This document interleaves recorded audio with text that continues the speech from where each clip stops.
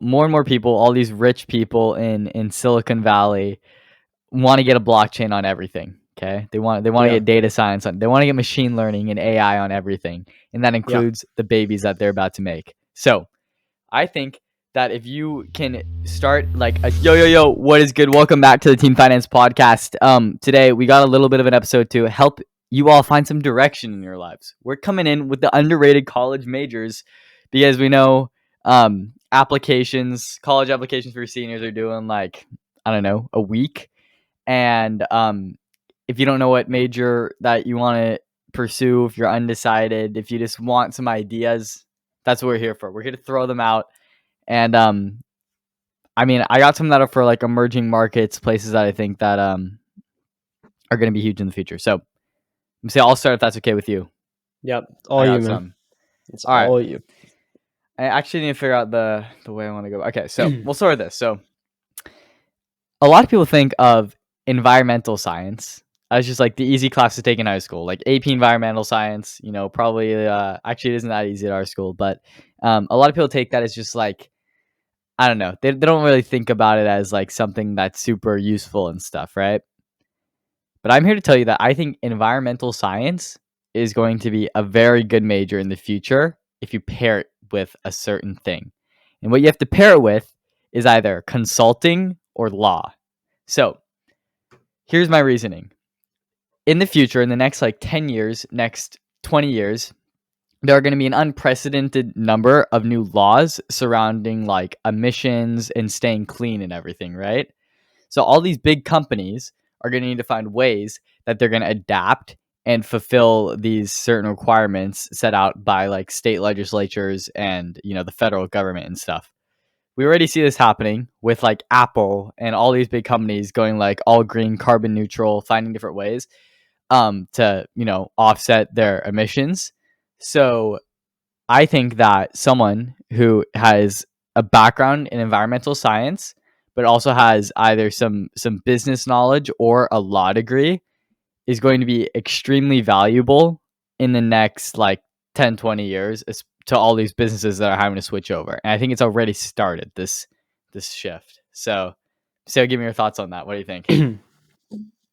Yeah, I mean that makes total sense. It gives you kind of like both sides of what you need. And you said pairing it with business, right?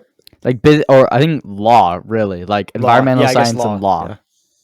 So if you like undergrad in environmental science and then go to law school after, I think that combo will just set you up to like fulfill, because I mean you have to like interpret these laws, figure out like what you're gonna need to do for all these businesses, figure out what applies to you, and I think you could start like basically your own like consulting firm kind of for these businesses, so you can just be like the go-to for all these businesses that need to like come to you to figure out what they're gonna do like last second as all these like deadlines for changing their emissions and stuff come up.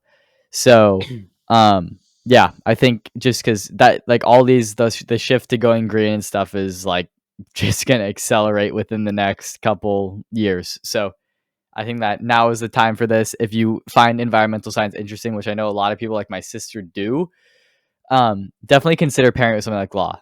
I know law is like a lot of reading and stuff, but that's what's gonna make the environmental science major valuable, I think. All right. Next is law in general, but really law for like startups. So we see a lot of people going to get their business and their CS degrees and stuff, and then going to try to start a startup.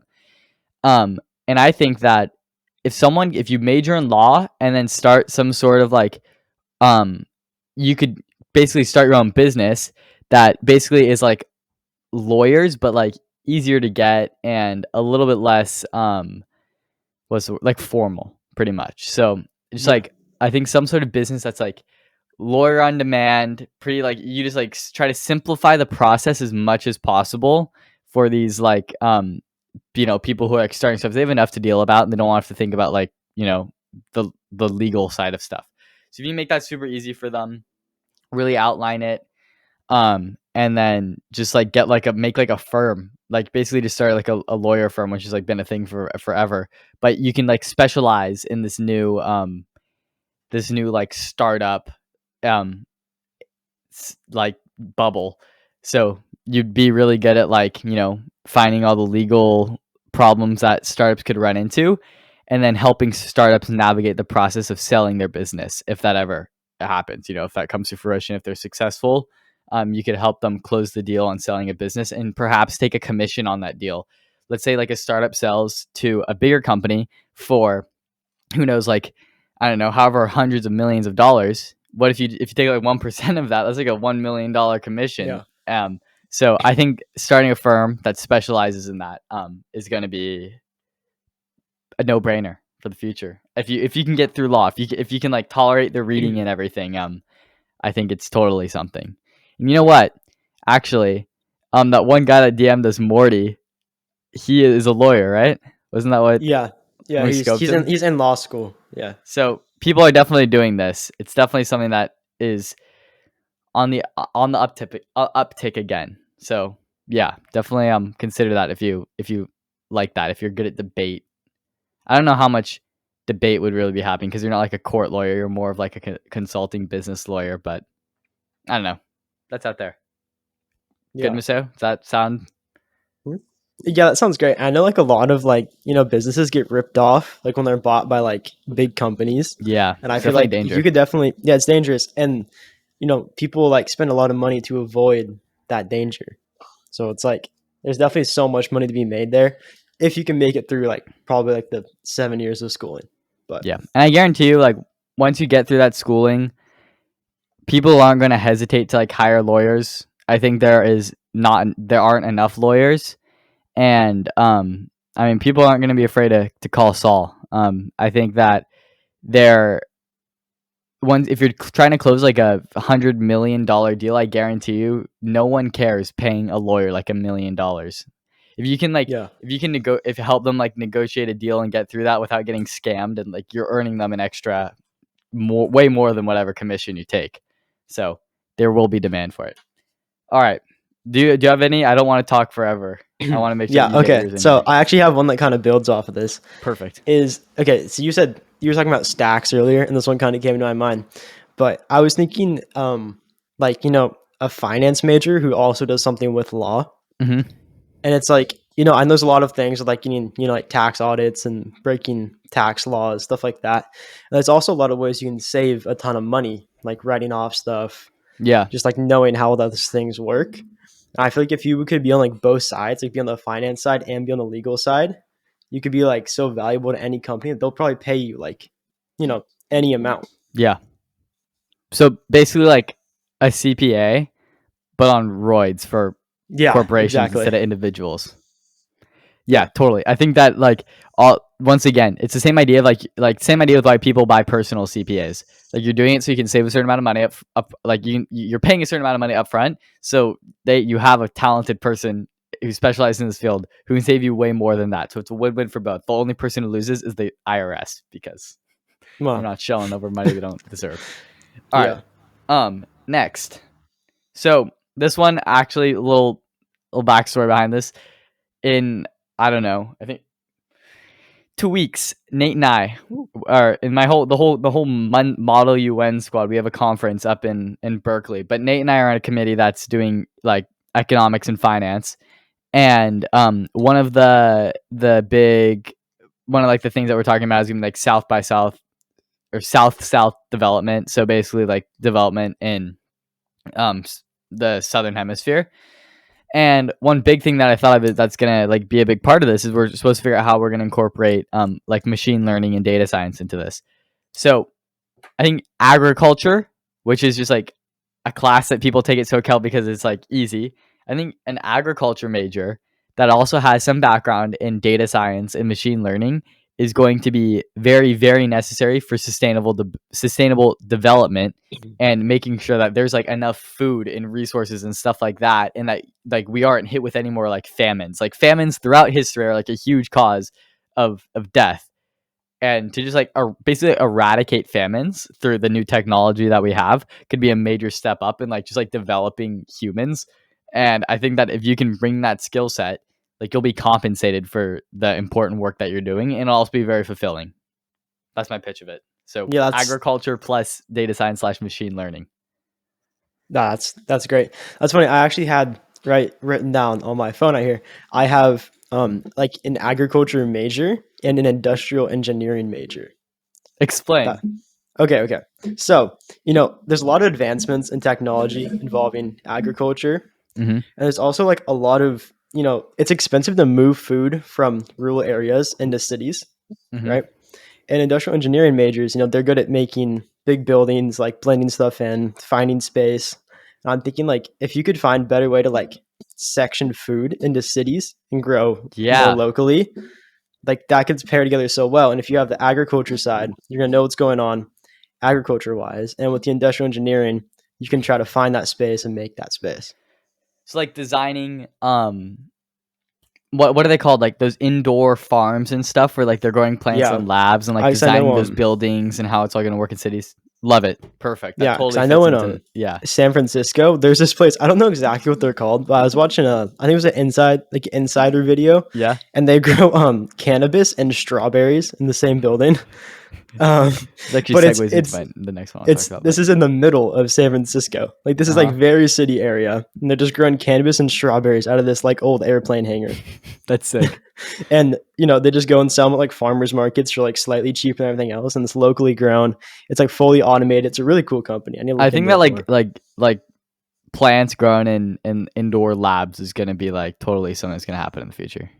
Yeah, totally. Especially like those little okay, sorry. So I remember I saw this it's like this plant, right? Mm-hmm. And it grows from like UV light, or I don't know, what I'm talking about? You can grow Yeah, plants yeah. indoors. It's like consumer So special item. lights that help them grow, yeah, something like Yeah, that. like yeah, they grow inside, but like I remember last year I bought my girlfriend one of those, and she grew like a full strawberry plant, like full Really? size, in her kitchen with Wow. no natural light, like in this corner of her kitchen, and grew like a whole strawberry plant that like actually had fruit and they're edible just from these Impressive. little That's lights. sick. And it watered the plant for her and everything. Like you just had to fill it up like once every 2 months. It was crazy. It was a really cool idea. Someone, possibly you viewer watching this, once you can, if you can figure out the economies of scale to make this profitable and work, boom, you're rich. I don't know. Yeah. All right. So, next one, kind of building off of this, agriculture business or chemistry and business. I'm telling you, if you want to become Ooh. a drug lord that brings in Okay. all the monies, okay, all the monies, All the monies. agriculture and business, chemistry and business. You know what I'm talking about? Like, I really think those majors are like, in all seriousness, if you can figure out how to make like marijuana, like it's legal now. If you can figure out how to make Yeah. money off of that, that's a legal way. Obviously, it's not as profitable anymore because it's legal. But I don't know. If you could figure out something, if you want to like grow weed, it's legal now in California, and it's probably going to become legal in other states soon. So, I think it's legal in New York now, right? I wouldn't be surprised. I thought so. Okay, next one: genetics and data science. So, I think that there is more and more people, all these rich people in Silicon Valley want to get a blockchain on everything. Okay, they want to Yeah. get data science on. They want to get machine learning and AI on everything, and that Yeah. includes the babies that they're about to make. So I think that if you can start like a genetics consulting firm or something like that, you'll be able to get these people to come in, and you can make sure that their baby isn't going to have any like diseases or something. If it like, make sure their baby is safe to have. I don't know how moral this is, how morally right this is, but I 100% believe that there is a market for it. So if this sounds interesting to you, if genetics sounds interesting, I think no, you could totally take it from a different angle. Like you're just like helping people to make sure that like everything is like safe and that stuff will hopefully work out. Um and like genetics consulting, like being a genetics consultant is only going to grow. So if you can incorporate that with some sort of like data, like learning, obviously there's like a lot of algorithms that need to be made to interpret all the genetics data that you get. So if you can pair those up, start a firm, or not a firm, just like a consulting business, I think it could be huge, especially in areas where people have a lot of money. So you have to operate this in like a wealthy place. So your real estate costs will be higher, but I mean, you'll make that's the only place we're gonna get clients who are really, but like they will be willing to pay so much money, like so much money, thousands and Oh thousands of yeah. dollars. So your idea is like you can like test someone's genetics with another person's to try to see what their kid could look like. Not like, well, Like hypothetically genetics or consulting like is see already like totally a thing. really? I didn't even know that. 100%. Look it up. There's like it already Wow. exists. So, basically coupling that with like new technology. But people, there's a market for it 100%. Oh yeah, totally. All right. Do you have another one or? Actually, I have to add on to that one because I know there's a Okay. company that can like replicate your dog. Have you heard about that? I have heard about that, I think. Yeah, and It sounds that kind familiar. of ties in. But I know they started in like rich areas. I think it was actually founded like Beverly Hills, Yeah. and they just go around and replicate these little like rich chihuahuas and stuff. It's And crazy, man. people It's will pay. so They'll weird. pay. It's They'll so pay weird, dude. infinite amounts of money for that. It's really, really weird. It's so weird, but it's Yeah. like kind of weird though, because people will pay like infinite amounts of money for that. Yeah. But oh yeah, I did have another stack. Okay. Little stack here. Okay, this is kind of one that I've thought of for a long time. It Mhm. might be stupid, but it's a psychology major and like a criminal defense lawyer. Okay. I like that. I And like that. so my thought is that when you're working with criminals, a lot of criminals typically have like very similar minds. Like their Uh-huh. minds, a lot of times their minds are very crazy, Criminal but Minds, criminal the minds, yeah. show. But but like their minds are kind of like almost predictable to an Mhm. extent. And I was thinking like if you could like know how to like get into people's heads and like in the courtroom, you could do a lot of things with that. Like if you could just know how to like read people and like properly like um Yeah, I was thinking about it more from I like initially when I heard you say that, I was thinking about more from like a defense angle. Like if you are a psychologist and a lawyer, there's probably a lot of defense that you can make through like for defending people and stuff like that for stuff yeah, that they sure, did that too. because of like different psychological factors. So I think you could take that from any angle. You could use it to attack people. You could use it to Yeah. defend people. Either way. So once again, law pops in there. I'm just saying. I think Yeah. laws, everyone knows, like, I mean, the famous saying, or not famous saying, if you're an Asian, you've heard doctor, lawyer, disgrace. But I think lawyers kind of been like phased out for like software engineer. And I think a lot of people are going that like software engineer route. So lawyer could be making a more profitable, more worth it now. All right. Speaking of, this is actually kind of tying into your I should have said this one a second ago. Tying into your and industrial engineering and what was yours? Agriculture. In agriculture, yeah. So I'm thinking construction engineering and business. All right, so this is why. So there is Whoa. a there's a housing shortage in the United States. And I think that, and one of the main reasons for this is there aren't enough like skilled people to, build development, like big developments. Another thing another change that's happening are zoning laws, especially in California. So now I think Newsom recently signed something, so now you can build up to 4 units on his place zoned for a single family home, and more and more areas that are zoned for single family homes, as long as these proposals don't get stopped by NIMBYs, more places are going to be zoned for big multi-family complexes, so apartment complexes, stuff like that. And they're going to need to be people and engineers ready to build these things. So I think that construction engineering, go to Cal Poly or some other school that has a really good construction engineering program. If you do this, you start your own business, you hire people that will be able to help you like literally build the things. If you can run a business around this, building developments, one, it's a gateway into other sorts of real estate development. If you're building it, obviously like someone like paying you, but then you could eventually segue into like, doing just the investing yourself, and you'll know the market really well by then. So that'll be a really good way to build your wealth after you started this business. But then you can sell this business to someone else, get that money. You're going to have like really good knowledge of real estate. and real estate investing at the time. So you just push that into investments, sit back on your money, and chill out.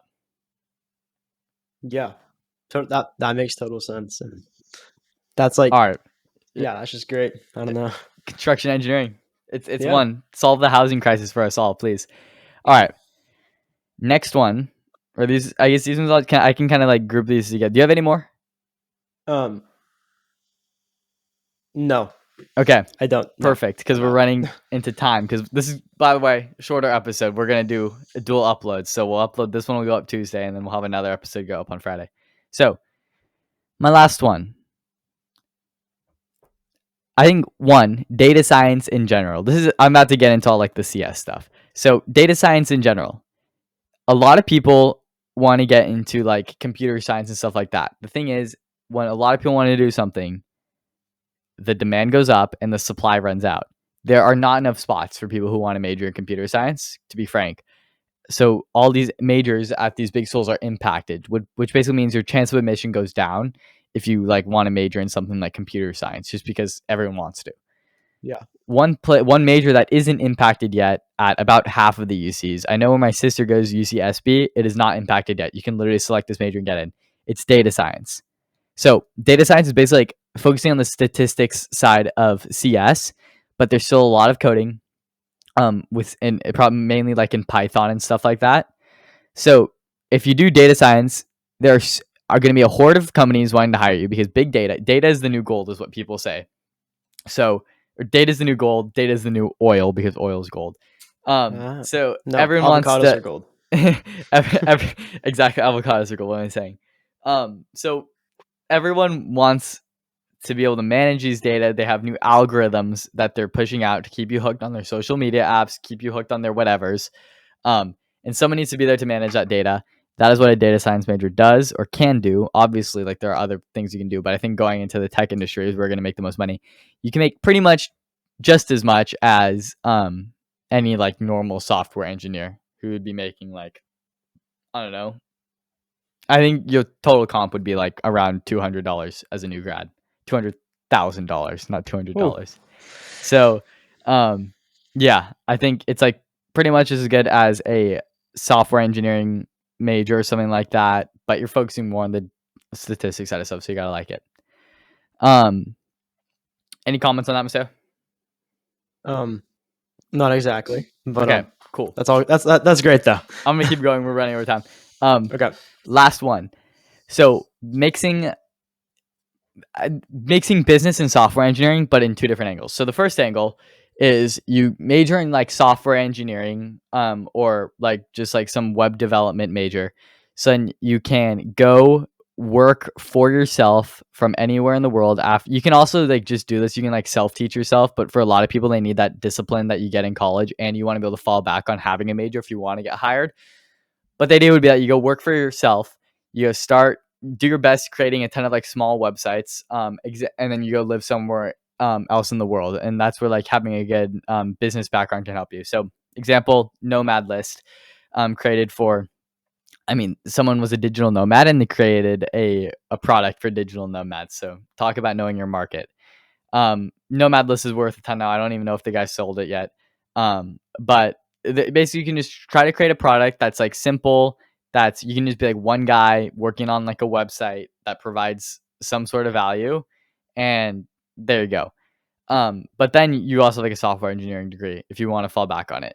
The other one, if you want to mix business and computer science, but you want to be more focused on incorporating computers and tech into existing businesses, check out information systems. So I know UC Irvine definitely offers this major. I think it's called like management information systems or something there, something like that. But basically, in this major, you'll be like finding different ways that you can tie in technology to modernize businesses or just really any business. So you're basically doing like IT, but on it's like information technologies, but pretty much IT, but on roids. So yeah, I think that one like every single business is gonna need to find ways to make technology tie in the future. It's inevitable. It's already happening. So that major, if you don't want to lean too heavy into the computer science, um, like philosophical stuff, like the conceptual CS. If you want to focus more on the practical stuff and how it's going to tie into running a business, information systems. There you go. All right. Nice. Those were some underrated college majors. I hope that helped. And now you have a little bit more sense of direction. You have some ideas. Good, Maseo? Were those bangers? Those are great. Bangers. All right. We're hitting time for the short episodes. We'll see you on Friday. Mark your calendars. Friday. We're actually going to go record that episode right now. We're going to make you wait for it. All right. Goodbye. Bye-bye.